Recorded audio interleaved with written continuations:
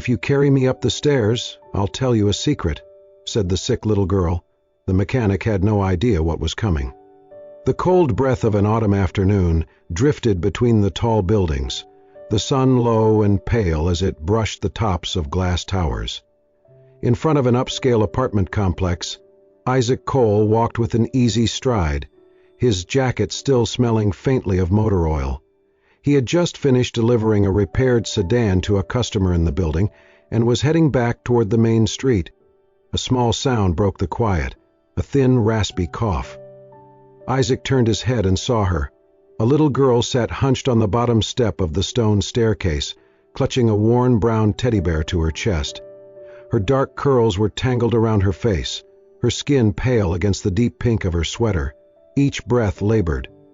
There was a faint hospital band still circling her tiny wrist, the kind he remembered from his own sister's long stays years ago. He slowed, crouching so his eyes were level with hers. "Hey, you okay, kiddo?" His voice was gentle but steady. The girl lifted her gaze, eyes wide and bright despite the fatigue clouding them. "I'm just really tired. Mommy's upstairs, but I can't—" Her voice broke into a cough before she could finish, her small shoulders trembling with the effort. She took a shallow breath, the kind that seemed to take all her strength, and leaned slightly toward him. "If you carry me up the stairs," she whispered, her voice scratchy, "I'll tell you a secret." Isaac hesitated only a heartbeat before sliding one arm under her legs and the other behind her back. She was so light it startled him, like lifting a bundle of hollow bones. As he carried her, he noticed the pale blue sticker on her teddy bear, marked with a hospital logo and the words "Pediatric Oncology." The quiet realization struck him.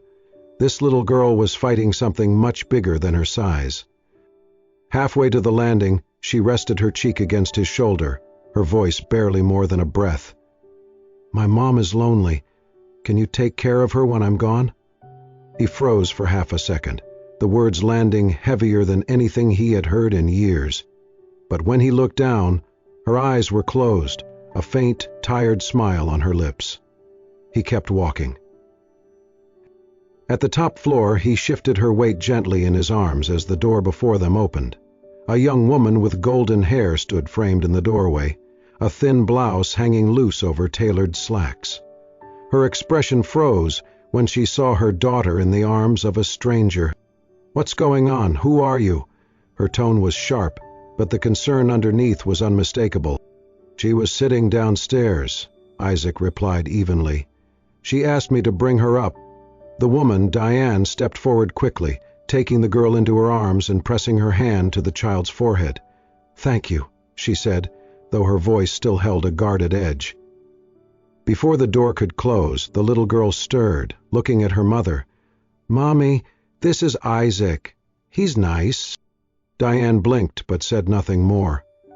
Isaac turned toward the stairwell, the door clicking shut behind him.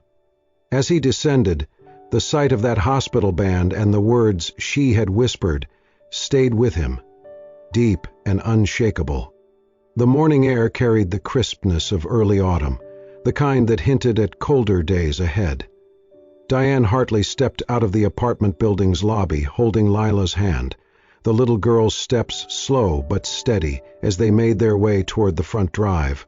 A car was due any moment to take them to the hospital for another round of tests. As they stepped into the courtyard, Lila's head suddenly lifted, her dark curls bouncing as she spotted someone near the curb. "Isaac!" she called out, her small voice bright with recognition. Diane's brows lifted in surprise. She followed her daughter's gaze to see the man from the day before, crouched beside the hood of a dark SUV, tools spread neatly on a cloth. He looked up at the sound of his name, and a faint smile touched his face. "Morning," he said, standing and brushing his hands on a rag. "I'm just helping one of your neighbors. Small world, I guess." Diane nodded politely, her expression composed, though she could feel Lila tugging at her hand. "I did not realize you worked around here," she said, her voice even. "Just passing through," Isaac replied. "I take jobs wherever I am needed." Before Diane could guide her daughter toward the waiting car, Lila slipped her small hand from her mother's and took hold of Isaac's instead, her fingers curling trustingly around his. She leaned closer, her voice low enough that only he could hear. "I haven't told you the whole secret yet." Isaac glanced down at her, one brow lifting slightly. "No?" From a step away, Diane caught the movement of their heads together. "What secret?" she asked, tilting her head at her daughter. Lila only smiled, the kind of small, knowing smile that children wear when they feel they have something important to guard. "It's just for Isaac," she said softly, turning back to him. Diane opened her mouth to insist, but the arrival of their ride cut her off. The driver stepped out to hold the door, and Diane gave Lila a gentle nudge forward.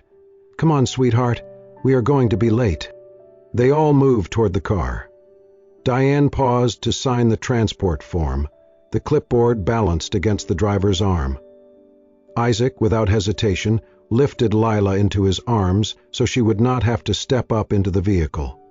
Her small hands held onto the front of his jacket, and she leaned in to speak in that same confidential tone. "Mommy works too much," Lila whispered. "Even when she is home, she is always on the phone or her computer. She does not laugh very much. I think she is lonely, even if she says she is fine." Isaac looked at her, the seriousness in her eyes far older than her 4 years. "That is a big thing to notice," he said quietly. "I just want her to be happy," Lila murmured, then rested her head briefly on his shoulder. Diane returned the clipboard to the driver and turned to see Isaac still holding her daughter, his posture careful, protective. She took a step closer, holding out her arms. "I can take her now." But before he let go, Isaac reached into the breast pocket of his work jacket and pulled out a small, glossy sticker in the shape of a red heart. He pressed it lightly to the back of Lila's hand. "For brave girls only," he said. Lila's face lit up, and she looked down at the sticker as if it were made of gold. "Thank you," she said softly, curling her fingers to keep it safe. Isaac set her gently into the car seat, making sure the belt was snug before stepping back. Diane watched him for a moment, her lips parting as if to speak, but then she only said, "Thank you for helping her yesterday. And today." "Any time," Isaac replied, his voice steady. He gave Lila a small wave as the driver closed the door. As the car pulled away, Diane glanced back once through the window. Isaac was already turning toward the SUV he had been working on, the morning sun glinting faintly on the tools in his hand. Lila sat quietly beside her, one small hand pressed over the sticker on her skin, as if she were holding on to something far more important than paper and glue. The days grew shorter as autumn deepened, and Diane began to notice that Isaac seemed to cross her path more often. It was never in a way that felt forced, just small glimpses here and there. She would step into the hallway and see him replacing a flickering light bulb above the elevator, his tall frame balanced easily on the step stool. Another time, she caught sight of him carrying 2 heavy grocery bags for Mrs. Wetmore, the elderly woman who lived 3 doors down, patiently waiting for her to shuffle ahead so he could match her slow pace. It was hard to ignore the quiet efficiency with which he moved, the way he spoke little but seemed to observe everything. One Tuesday afternoon, Diane's phone buzzed with an urgent call from her office. A high-profile client had pushed up an important meeting, and she would need to be on a video call within the hour. The problem was, Lila had a follow-up appointment at the hospital that same time. Before she could begin rearranging everything in a flurry of stress, she found Isaac standing in the lobby, chatting briefly with the building's doorman. "If you need," he offered, "I can take her to the hospital. I know the way. I'll make sure she's back safe." Diane hesitated. "I cannot just—" "Only if you are comfortable," he said, cutting off her objection with calm assurance. "She knows me. I will text you when we get there." Lila, already clutching her teddy bear, looked up at her mother with a hopeful expression. "Please, Mommy?" Against her instincts, Diane agreed. 2 hours later, after her meeting ended, Diane hurried to the hospital. As she passed through the glass doors of the pediatric wing, she caught sight of them before they saw her. Isaac sat in one of the brightly colored chairs, leaning forward with his elbows on his knees. Lila sat across from him, eyes wide and sparkling, despite the bandage on her arm. He was in the middle of telling her something. Diane could not hear the words, but she could see the way Lila's laughter spilled out in soft bursts, her shoulders shaking, the tension in her small body momentarily gone. Diane stood there for a moment longer than she intended, watching the scene through the pane of glass. It was the first time in weeks she had seen her daughter smile like that, without forcing it. Later that week, Diane returned home from the office to find a small cardboard box resting neatly just inside her apartment door. Inside was a basic toolkit: screwdriver, wrench, pliers, all neatly arranged with a folded piece of paper on top, in case something breaks. She stood there, holding the note for a long moment, unsure what to make of it. It was such a simple gesture, but it carried a certain thoughtfulness she had not expected. When she saw Isaac in the hallway the next day, she thanked him briefly. He only smiled, as though it were nothing at all. Diane still kept her distance. Old habits of caution died hard, but she noticed that her gaze no longer carried the same sharp edge when it met his. And when Lila waved at him from across the lobby, Diane found she did not feel the need to pull her daughter away quite so quickly. The rain fell in relentless sheets that night, hammering against the tall windows of Diane's apartment. Wind howled down the narrow streets, carrying the smell of wet pavement and the faint metallic tang of the city after a storm. Inside, Diane was pacing the living room, her laptop still open on the coffee table, when a small, sharp sound made her turn. From the couch, Lila let out a weak whimper. Her cheeks were flushed, her tiny chest rising and falling too fast. Diane rushed to her side, pressing a hand to her forehead, and felt the alarming heat beneath her palm. "Lila? Sweetheart, can you hear me?"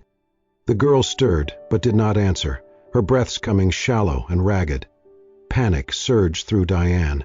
She grabbed her phone and dialed emergency services. The operator's voice was calm, but when Diane gave the address, the reply was grim. Several streets were flooded from the storm, and traffic was at a standstill. It could be 40 minutes before an ambulance could reach them. 40 minutes was too long. Without thinking, she scrolled to Isaac's number. Her fingers trembled as she typed, "She's burning up. Can't breathe right. No ambulance yet. Please help." The reply came almost instantly, "On my way." 7 minutes later, a sharp knock rattled the door. Isaac stood there, rain dripping from his hair, his jacket soaked through. "Let's go," he said, already stepping inside. He lifted Lila into his arms, wrapping her in a blanket Diane had grabbed from the couch, and they hurried down the stairwell. His truck was parked illegally by the curb, engine running, headlights cutting through the sheets of rain. Diane climbed into the passenger seat while Isaac gently settled Lila in the back, securing her with one hand while the other shielded her head from the rain. The drive was tense and silent, except for the roar of water under the tires. Isaac's jaw was set, his eyes fixed on the slick road ahead. But once he reached a clear stretch, he pressed harder on the gas. Within minutes, they were pulling under the bright overhang of the hospital's emergency entrance. Inside, nurses whisked Lila away almost as soon as Diane stepped through the doors. Diane followed until she was stopped outside a curtained room, left with nothing to do but wait. She sank into a stiff chair in the waiting area, her hands clasped so tightly her knuckles were white. A moment later, Isaac sat down beside her. He did not speak, did not try to fill the air with empty reassurances. Instead, he simply rested a warm, steady hand on her shoulder. She felt the weight of it, the grounding presence, and only then realized she was shivering. Without a word, he shrugged off his own damp jacket and draped it over her. The minutes crawled by, measured only by the distant sounds of footsteps and the murmur of voices behind closed doors. Diane kept her eyes on the tiled floor, but her mind replayed every moment of the evening in sharp detail. The way Lila's breathing had rattled, the heat in her skin, the helplessness that had closed in around her like a fist. Finally, a nurse appeared, her expression calm. "She's stable now. The fever is down and her breathing is improving. You can see her in a few minutes." Diane's shoulders sagged, the tension spilling out of her in one long exhale. She turned to Isaac, her voice low but steady. "Thank you. For coming so fast. For being here." His eyes softened, though his reply was simple. "You do not need to thank me." But as they sat there in the dimly lit waiting room, the storm still raging beyond the glass doors, Diane knew she would remember this night, not just for the fear it had held, but for the quiet, unshakable way he had been there when she needed someone most. The morning was clear and cool, sunlight spilling over the rows of cars parked outside the small garage. Diane pulled up at the curb, a cardboard box on the passenger seat beside her. Inside were still warm pastries from a bakery downtown and 2 tall cups of coffee. She had told herself it was a simple gesture, a thank you for the night Isaac had driven through the storm, but she knew it was more than that. When she stepped inside, the air was thick with the scent of oil and metal. Isaac was under the hood of a pickup, sleeves rolled to his elbows, a streak of grease across one forearm. He looked up, surprise flickering briefly in his eyes, before he wiped his hands on a rag. "Morning," she said, holding out the box. "I thought you might need a break." He gave a small smile, accepting it with a nod.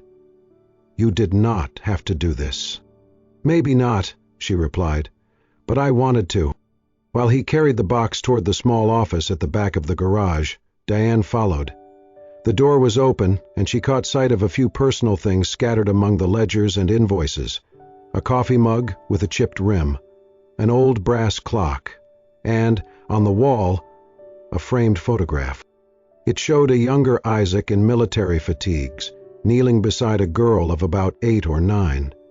She had dark curls, a gap-toothed smile, and eyes that seemed to shine even through the glass of the frame. Diane stopped, her gaze lingering on the photo. "She looks a little like Lila," she said softly. Isaac paused with a cup of coffee in his hand, following her eyes. The silence stretched for a moment before he spoke. "That's my sister Emily." His voice was quieter than usual, almost reverent. "She died when she was 10. Leukemia." Diane turned toward him, unsure what to say. "I was stationed overseas when she got worse," he went on, setting the coffee down without drinking it. "By the time they told me how bad it was, I couldn't get back in time. I missed the last week. My parents said she kept asking for me. I never—" He broke off, swallowing hard. "I never forgave myself for that." The weight of his words settled between them, heavy and still. Diane understood in that moment why he had been so quick to step in for Lila, why he carried her without hesitation, why he stayed by their side in that hospital waiting room. When she threw away her own cigarette, giving in smoking a raw 26-year-old version of the waves, he came for. She took a breath. "You have been doing all this for us because of her." Isaac shook his head. "Not because of her. For her. She would have wanted me to help someone like Lila."